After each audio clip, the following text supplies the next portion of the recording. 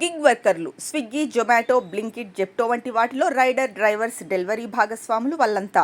మనందరికీ తెలిసిన భాషలో చెప్పాలంటే డెలివరీ బాయ్స్ అంటాం. టిఫిన్, భోజనం, స్నాక్స్, పండుగలు, ఫంక్షన్లప్పుడు ఫుడ్, కేక్స్, ఇంట్లోకి కావాల్సిన ఉప్పు, పప్పు నుంచి అన్ని రకాల సరుకులు, వస్తువులను మనం ఇలా ఆర్డర్ పెడితే వారు అలా తీసుకొచ్చి అందించేస్తారు. ఇల్లు, ఆఫీస్, ఆసుపత్రి ఇలా మనం ఎక్కడున్నా సరేనంటూ వచ్చేస్తారు. వీపున ఓ భారీ బ్యాగ్ వేసుకొని బైక్ పై తిరుగుతూ ఎవరికి కావాల్సినవి వారికి అందిస్తూ ఉంటారు. అయితే మెట్రో నగరాల్లో ఫుడ్ డెలివరీ బాయ్ల జీవితాలు కష్టతరంగా మారాయని హైదరాబాద్ IIIT పరిశోధకుల అధ్యయనంలో వెల్లడైంది. Kohli centre for intelligence systems లో ఆచార్య నిమ్మి రంగస్వామి, పరిశోధక విద్యార్థి తన్మయ్ గోయల్లు హైదరాబాద్, చెన్నై, ముంబైలలో వందలాది మంది ఫుడ్ డెలివరీ బాయ్లను కలిసి వారి ఇబ్బందులను తెలుసుకున్నారు.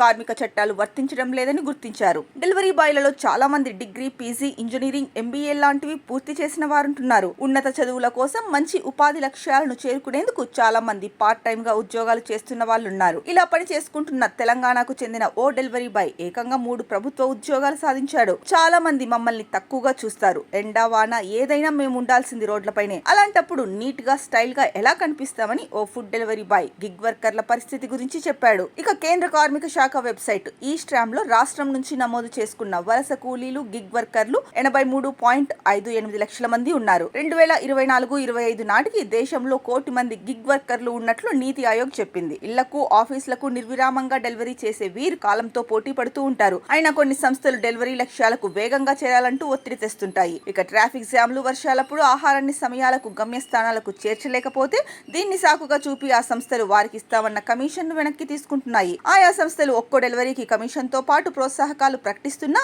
అవి అందుకోవాలంటే పెట్టిన టార్గెట్ పూర్తి చేయాలి. కానీ తాము వాటిని అందుకోలేని పరిస్థితిని సంస్థలున్నాయని ఓ డెలివరీ బాయ్ తెలిపారన్నారు. ఇక కొంతమంది సరైన అడ్రస్ ఇవ్వరు. ల్యాండ్ మార్క్ కోసం ఫోన్ చేస్తే ఆ మాత్రం కనుక్కొని రాలేవా అంటూ చిరాకు పడతారు. కొంతమంది ఫోన్ కూడా లిఫ్ట్ చేయరు. నానా తంటాలు పడి అడ్రస్ కనుక్కొని డెలివరీ చేయడానికి వెళ్తే ఇంత ఆలస్యం చేస్తావా అంటూ కోపడుతుంటారు. ఇక లిఫ్ట్ లేకపోయినా 3-4 అంతస్తుకైనా సరే పైకొచ్చి డెలివరీ చేయాల్సిందే అంటారు. మద్యం మత్తులో ఉన్న కస్టమర్లు అయితే ఇంకా డెలివరీ బాయ్స్ ని తిడుతూ కొన్ని సందర్భాల్లో భౌతిక దాడులకు కూడా దిగుతున్నారు.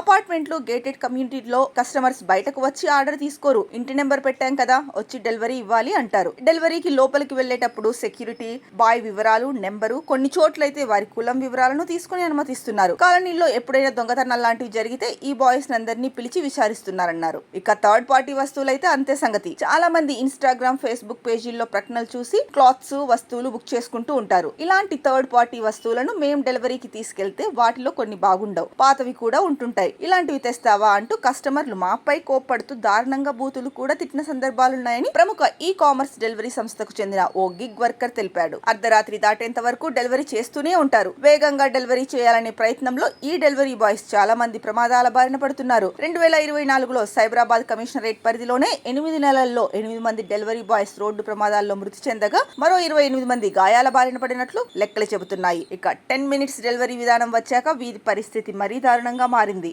రోజుకు 1 కోటి రూపాయల వరకు ఆర్జిస్తున్న జొమాటో వ్యవస్థాపకుడు CEO దీపేందర్ గోయల్ అప్పుడప్రయంగా తనే ఆర్డర్లను డెలివరీ చేస్తూ ఉంటాడు. ఆయన నికర సంపద $650 మిలియన్ చేరుకుందని మార్కెట్ వర్గాల అంచనా.